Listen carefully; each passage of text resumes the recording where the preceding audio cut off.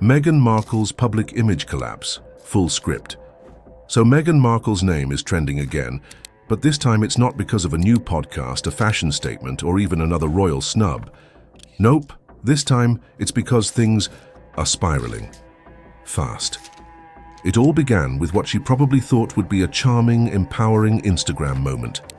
A fun, light-hearted video meant to highlight her journey as a mom.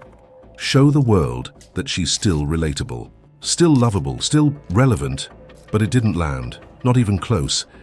The internet did what it does best. It dissected every second of that clip like it was a scene from a crime drama. Awkward dance moves, check. Offbeat jokes, double check. And then came the baby bump. Yes, the bump. That alone sparked 1,000 Reddit threads and TikTok theories. Was it real? Was it a prop? Why did it look different in every frame? But beyond the speculation, what hit hardest was the tone. It felt forced, cringy, like Meghan was trying to be quirky and wholesome, but ended up sounding more like a scripted character in a low-rated pilot episode. And the public? They weren't having it, not this time. Comments flooded in, confused, mocking, brutal.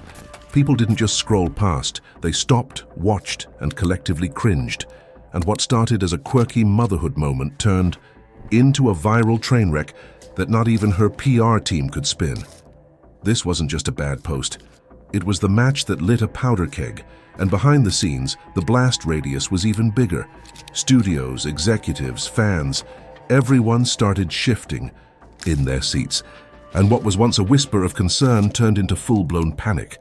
Let's rewind the tape and take a closer look at that Instagram video, the now infamous post that triggered the chain reaction. On the surface, Meghan Markle was simply trying to showcase a fun, offbeat side of motherhood.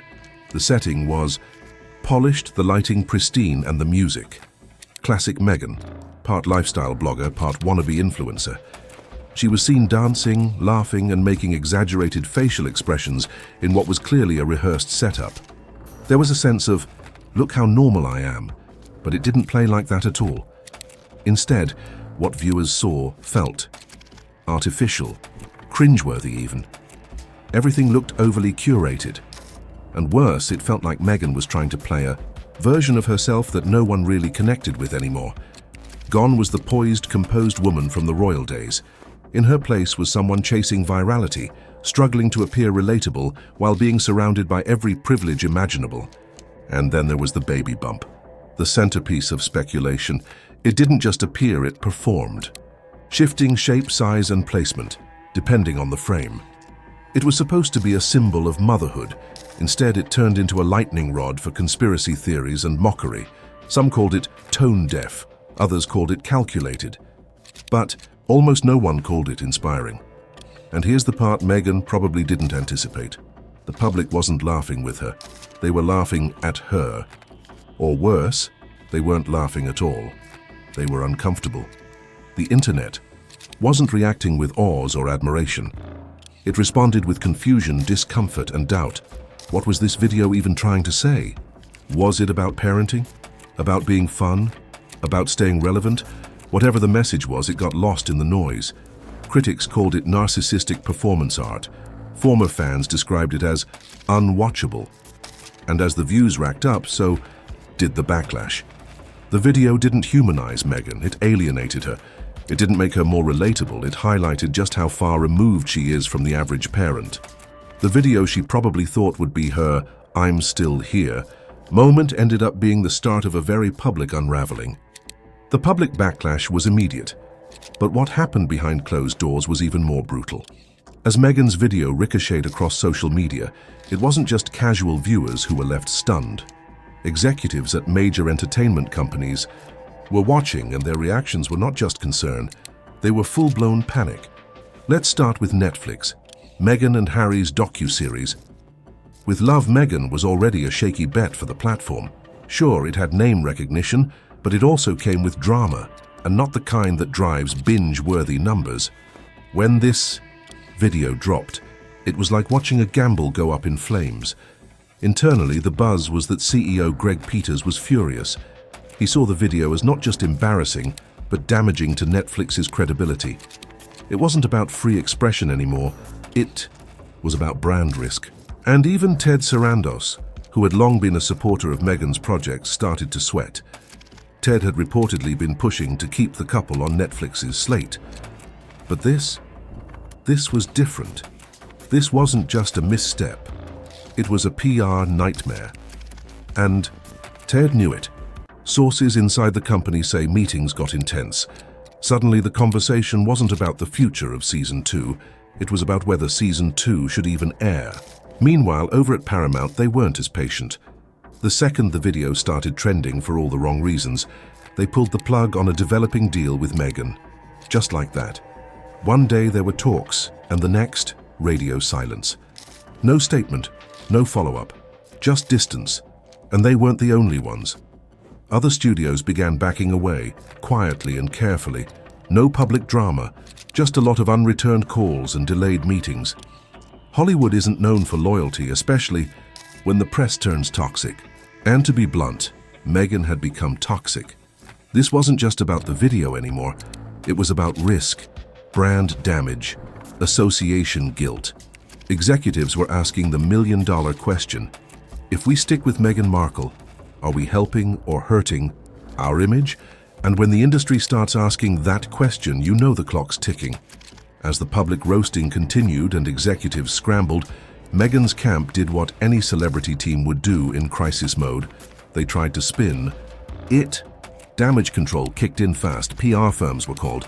Messaging strategies were drafted. But here's the problem. You can't slap a band-aid on a bullet wound. The narrative that followed wasn't polished or powerful. It was chaotic.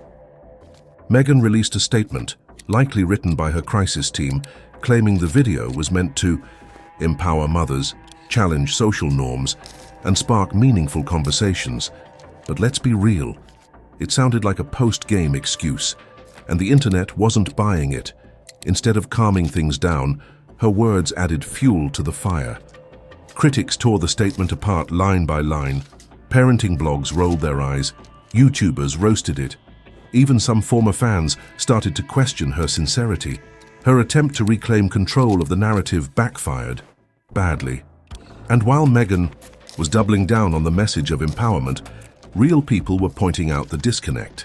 The idea of a woman living in a multi-million-dollar mansion, lecturing everyday moms about keeping their sense of humor, didn't exactly scream authenticity. If anything, it highlighted just how far removed she'd become from the audience she was trying to reach. Meanwhile, the media picked up on the chaos. Headlines weren't kind. Meghan's misstep, royal faux pas. Is this the end of her Hollywood reign? It was like watching a fall from grace happen in real time, headline by headline, hour by hour. And social media, it was merciless. The same platforms that once lit up with heart emojis and empowering hashtags were now home to sarcasm, parodies, and relentless critiques. Her comment sections were flooded with "this ain't it" and "read the room." There was no controlling the spin, because the spin had spun out of control. What made it worse was the silence from her usual defenders. Journalists who had once rushed to her aid were now quiet. Influencers who built their brands supporting her. MIA. The silence was deafening and telling.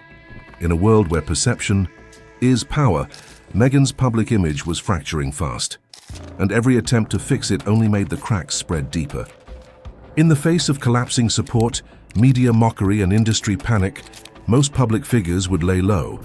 Let things settle. Let the next controversy steal the spotlight. But Meghan Markle, she took the opposite route. She doubled down.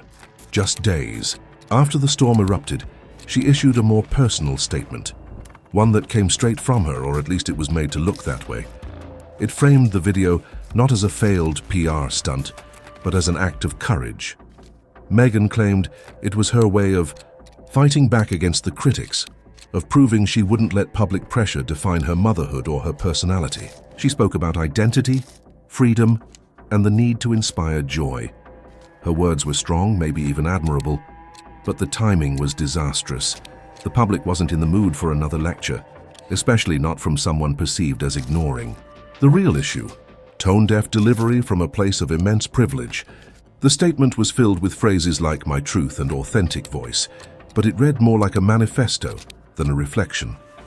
And while Meghan may have felt empowered by standing her ground, most viewers saw it as doubling down on a misstep. But she didn't stop there.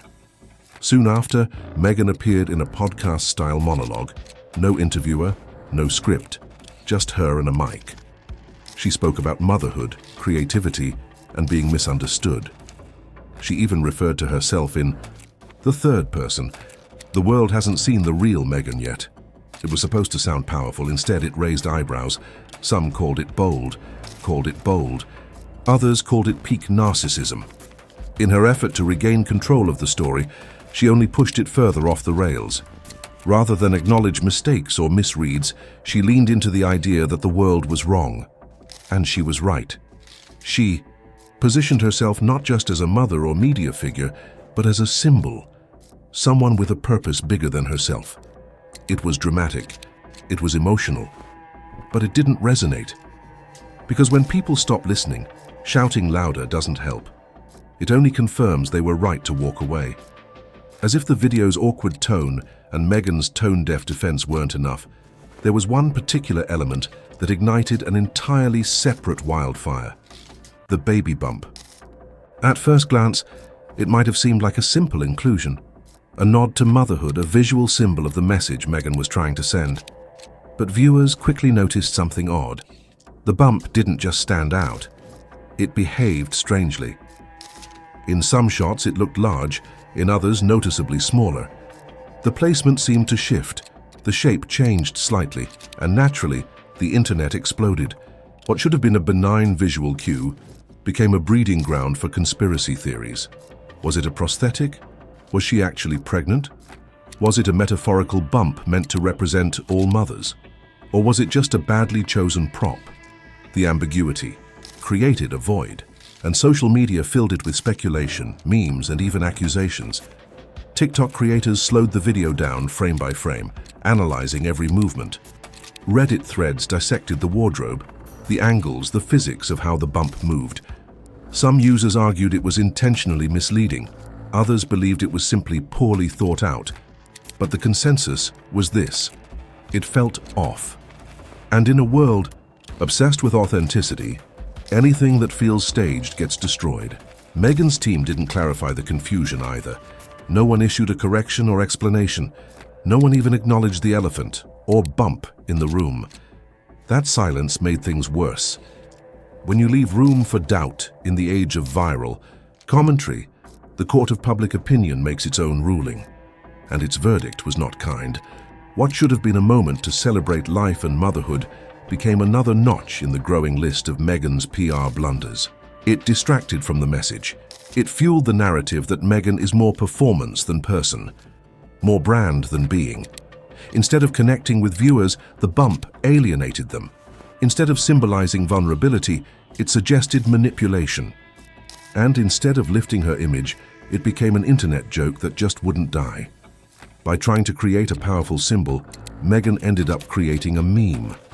And once you're memeified for the wrong reasons, recovering your credibility is a near impossible task. One of the most painful signs that Meghan Markle's public image was collapsing wasn't the headlines or the memes, it was the silence from her own supporters.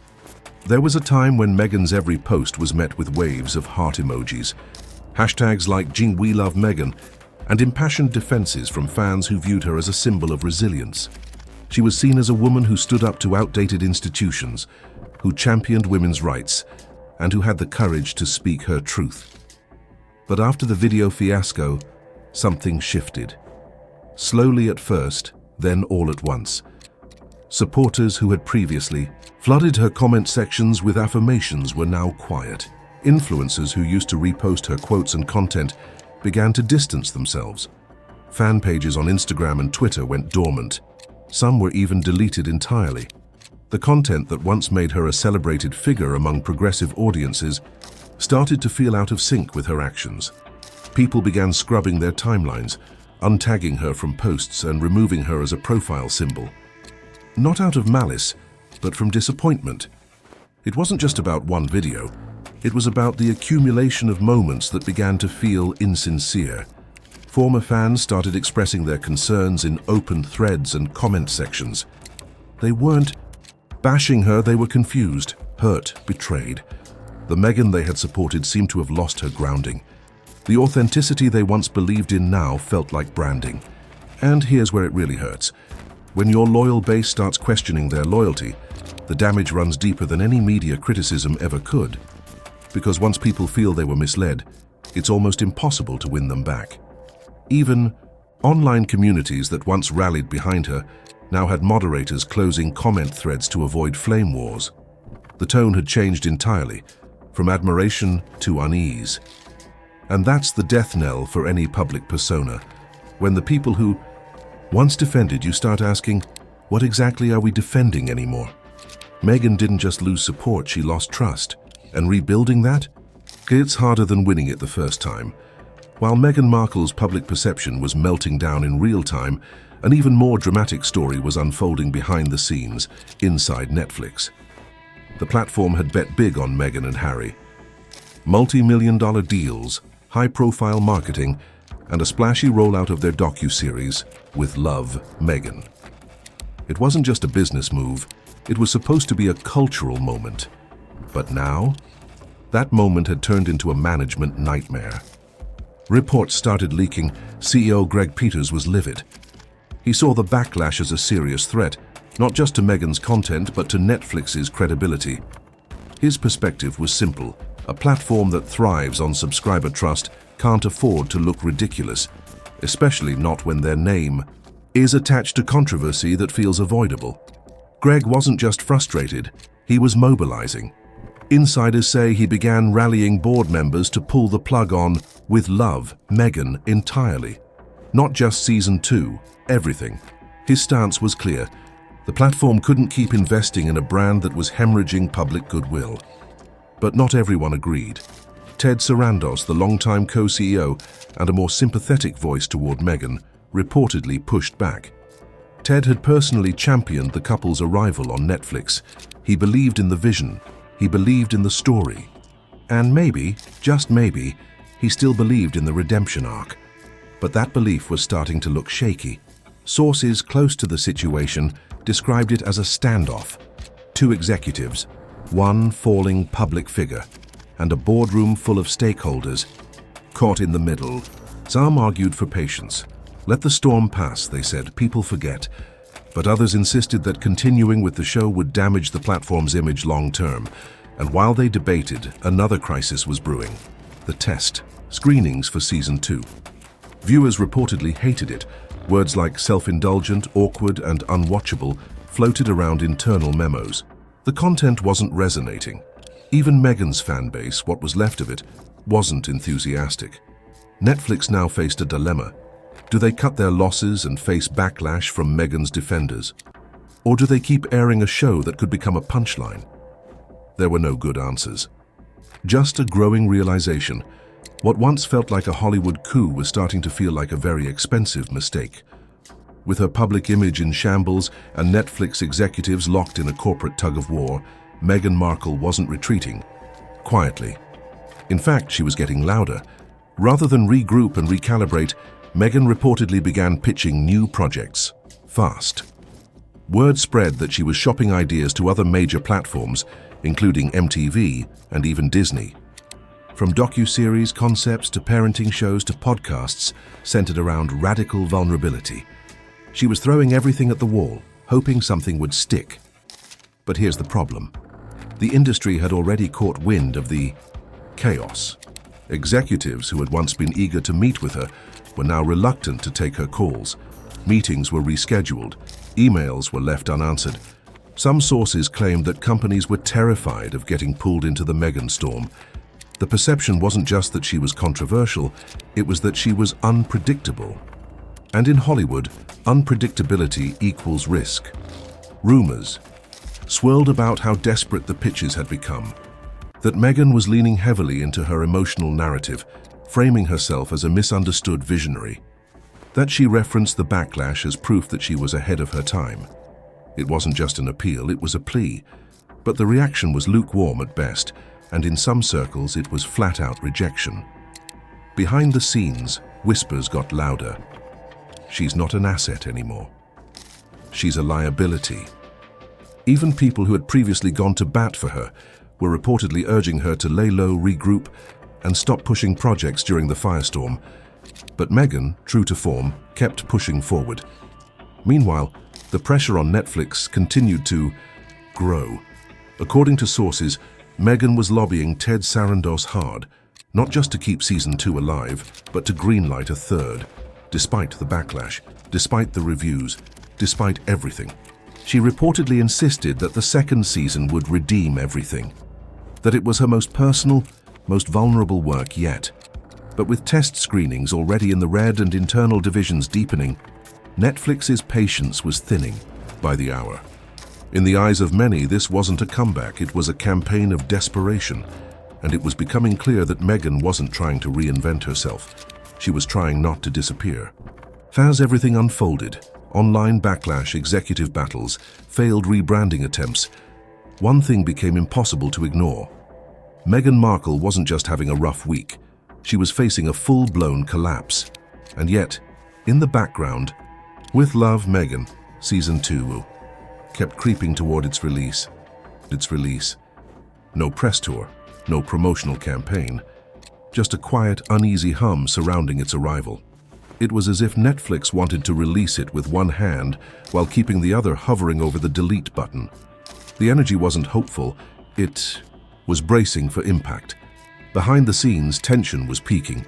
Greg Peters was reportedly fed up, pushing harder than ever to end the experiment. Internally, meetings were described as tense, with board members caught between loyalty to existing contracts and panic about reputational damage. The numbers from test screenings didn't help. Many found the episodes not only boring, but bizarre. Some reviewers even called them unwatchable. But outside those boardrooms, the world was already moving on. Media outlets that once ran puff pieces on Meghan had pivoted to more critical, even satirical takes. Late-night hosts were cracking jokes. YouTube commentary channels were racking up millions of views, dragging every misstep. And worst of all, the silence from her inner circle was deafening. When the people who once defended you become invisible, it's rarely an accident. Meghan had always seen herself as a comeback story waiting to happen, someone misjudged, mistreated, and eventually vindicated by truth and resilience. But reality was less cinematic. The more she tried to reclaim her narrative, the more it slipped away. There was no groundswell of support, no viral reversal, just fatigue, indifference, quiet exits. She framed the video as the start of a new chapter, but it may have been the final one. The truth is, fame isn't lost all at once. It fades, it withers, and in Meghan's case, it evaporated in real time, with every headline, every awkward monologue, every silence from someone who used to cheer. And here's the harshest truth of all. When the public decides they're done listening, there's no press release, no podcast, no viral reel that can force them to care again. Attention isn't owed, it's earned. And once it's gone, it rarely returns. So as With Love, Meghan, Season 2 drifts toward release, it feels less like a launch and more like a quiet burial. No fanfare, no fireworks, just a slow, awkward fade-out. And Meghan? She may still believe the world is just being unfair. But more and more it looks like the world is simply done watching,